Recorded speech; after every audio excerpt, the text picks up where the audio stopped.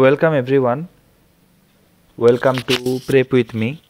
Prep with মিতে তোমাদের সকলকে স্বাগত জানাই। অবশ্যই অনেক অনেক ধন্যবাদ 975 সাবস্ক্রাইবারের জন্য। 975 সাবস্ক্রাইবারকে অনেক অনেক থ্যাংক ইউ, অনেক অনেক ধন্যবাদ, অভিনন্দন সব কিছুই। তো আজকে যে ব্যাপারটা নিয়ে এই মুহূর্তে আমি কথা বলতে এসেছি সেটা হচ্ছে যে তোমাদের লাস্ট 7 ডেজ বাকি রয়েছে। 2রা ডিসেম্বর থেকে তোমাদের ফেজ 3 এর ইন্টারভিউ শুরু হবে। তো তোমাদের এই লাস্ট 7 ডে যে প্ল্যান সেটা তোমাদের কি থাকবে, তো সেটাই আমরা এখানে আলোচনা করে নেব একটু। তো লাস্ট 7 ডে যে প্ল্যান থাকবে সেটা হচ্ছে যে রিভিউ করো তোমার স্ট্রেংথগুলো, রিভিউ ইয়োর স্ট্রেংথ। তোমার কোন কোন জায়গাগুলোতে স্ট্রেংথ রয়েছে, কোথায় কোথায় তুমি স্ট্রং, কোন কোন বিষয়গুলোতে তুমি স্ট্রং রয়েছো, তোমার অ্যাটিটিউডের দিক দিয়ে কোন কোন জায়গায় তুমি স্ট্রং রয়েছো। তো সেই জায়গাগুলোকে একটু নিজে দেখে নাও, খুব ভালো করে একবার সেই জায়গাগুলোকে তৈরি করে নাও, একটু ঝালিয়ে নাও। নেক্সট হচ্ছে revise subject topics important to you, অর্থাৎ তোমার জন্য, তোমার প্রোফাইলের জন্য, তুমি ধরো হচ্ছে রোডে কাজ করেছো, তাহলে তোমার সেই সমস্ত দিকের যে বিষয়গুলো রয়েছে, তুমি পিডাব্লিউডি দিয়েছো, ফ্রেশার্স ক্যান্ডিডেট, তোমাকে অবশ্যই হাইওয়ে, রোড এগুলো পড়তে হবে। তুমি ইরিগেশন দিয়েছো, তোমাকে ইরিগেশন পড়তে হবে। পিএইচই দিয়েছো, পিএইচই পড়তে হবে। তো এই সমস্ত জিনিসগুলো, যে টপিকগুলো তোমার কাছে ইম্পর্টেন্ট, সেগুলোকে একটু হালকা করে রিভিউ করে নাও এবং রিভাইজ করে নাও। 3 নাম্বার পয়েন্ট হচ্ছে keep calm and meditate if possible. যদি পসিবল হয় তাহলে একদম শান্ত মস্তিষ্কে থাকো এবং মেডিটেট করো। মেডিটেট করতে পারো সকালবেলায় ঘুম থেকে উঠে, বা রাতে ঘুমোতে যাওয়ার আগেও তুমি মেডিটেট করতে পারো। এবং 4 নাম্বার পয়েন্ট হচ্ছে স্টে অ্যাওয়ে ফ্রম নেগেটিভিটি। একদম নেগেটিভিটি থেকে দূরে থাকো।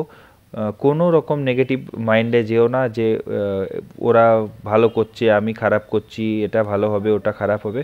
এই সমস্ত কিছু চিন্তা ভাবনাকে একটু দূরে সরিয়ে রেখে ফির নিজের থিঙ্কিং করো যে যেটা আমি করব, I will do my best, I will give my best, এটা থিঙ্কিং করে যাও। আর নেক্সট হচ্ছে 5 নাম্বার পয়েন্ট, যেটা do practice with yourself. Do practice with yourself বলতে এটাই বোঝাচ্ছে যে নিজের সাথে নিজে প্র্যাকটিস করো, আয়নার সামনে দাঁড়িয়ে প্র্যাকটিস করো। কোনো প্রশ্নকে তুলে নাও, বা কোনো একটা টপিক, তুমি যে টপিকটা নিয়ে ভয় পাচ্ছ সে টপিকটা নিয়ে নিজে আলোচনা করো, যে এই টপিকটা সম্পর্কে আমি কি বলতে পারি, কি বললে কি অ্যান্সার হতে পারে, বা আমি এটা ঠিকমতো অ্যান্সার করতে পারছি কিনা সেটা একটু দেখে নাও। এবার নেক্সট যেটা হচ্ছে 6 নাম্বার পয়েন্ট, যে prepare documents as early as possible. একদম শেষ দিনের জন্য তোমার যে ডকুমেন্টসগুলো লাগবে সেগুলো ফেলে রেখো না, সেগুলোকে একটু চেষ্টা করে নাও যে তুমি কতটা কি করতে পারছো সেটা একটু দেখে নাও। তো সেটা করে নিলে পরেই আমার মনে হয় বেটার, আগের থেকে দেখে নেওয়াটা খুব দরকারি। তো এটা একটা ব্যাপার, যাতে এন্ড মুহূর্তে এসে পরে তোমার হড়বড়ি না লেগে যায় যে খুব তাড়াতাড়ি আমাকে এটা করতে হবে, ওটা করতে হবে, এই পেপারটা পাচ্ছি না, এটা জেরক্স করতে হবে। আর যারা কল লেটার পাওনি, মেসেজ করছিলে, তো একটু অপেক্ষা করে যাও, 7 দিন এখনও সময় রয়েছে। এর মাঝে কল লেটার আপডেট দিতে পারে। এর আগের বারে কল লেটার ওরা দেয়ই তো দরকার পড়েনি, সেখানে অ্যাডমিট কার্ডটা নিয়ে গেলেই কাজ হয়েছে, ওরাই পরবর্তীকালে তোমাদেরকে বসিয়ে কল লেটার দিয়েছে। তো এই ব্যাপারগুলো সম্পর্কে তোমরা যেহেতু ওয়াকিবহল রয়েছো, তাই প্যানিক করার কোনো জায়গা নেই। এবং লাস্ট যেটা পয়েন্ট, 7th পয়েন্ট 7 ডেজের, সেটা হচ্ছে বি ডিটারমাইন্ড। ডিটারমাইন্ড হও যে আমাদেরকে পরীক্ষা দিতে যেতে হবে, পরীক্ষা দিতে যেয়ে আমি সব থেকে বেস্ট আমার দেব, অ্যাটিটিউড ঠিক রাখবো, যেটা পারবো না সেটা পারবো না, যেটা পারবো সেটা পারবো, ভুল অ্যান্সার করবো না।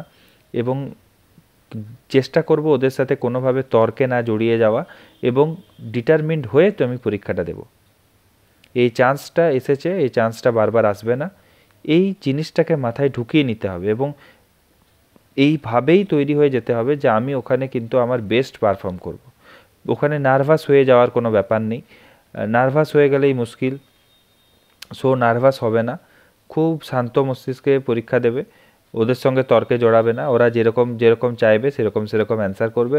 না পারলে ডাইরেক্টলি না, জানি না, বা আমার মনে পড়ছে না, আমার এই মুহূর্তে মনে নেই, এই কথাগুলো বলে এড়িয়ে যাবে, কন্ট্রোভার্সিতে জড়াবে না। এই ছিল হচ্ছে 7 মন্ত্রাস অফ লাস্ট 7 ডে। এরপরেই ফেজ 3 ইন্টারভিউ শুরু হয়ে যাচ্ছে। সকলকে অল দ্য বেস্ট, ভালো করে ইন্টারভিউ দাও। ফেজ 4ও খুব তাড়াতাড়ি বেরিয়ে যাবে। তো যারা ফেজ 4-এ আসার যাদের রয়েছে বা যাদের নাম আসতে চলেছে, তারাও পিছপা হয়ে থেকো না, তারাও কিন্তু প্রিপারেশনটা শুরু করে দাও, কারণ সময় কিন্তু খুব বেশি একটা তোমাদের হাতে থাকবে না।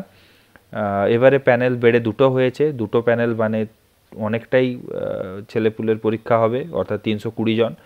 তো অনেক ব্যাপার জানতে পারবো আমরা, রিপোর্টের অপেক্ষা করতে হবে তোমাদেরকে। নতুন যারা পরীক্ষা দেবে তারা কী রকম কী রিভিউ দিচ্ছে সেটার পরেই আমি তোমাদেরকে সেটা জানাতে পারবো। Stay tuned with prep with me, ভালো থেকো আর পরের ভিডিওর জন্য অপেক্ষা থেকো।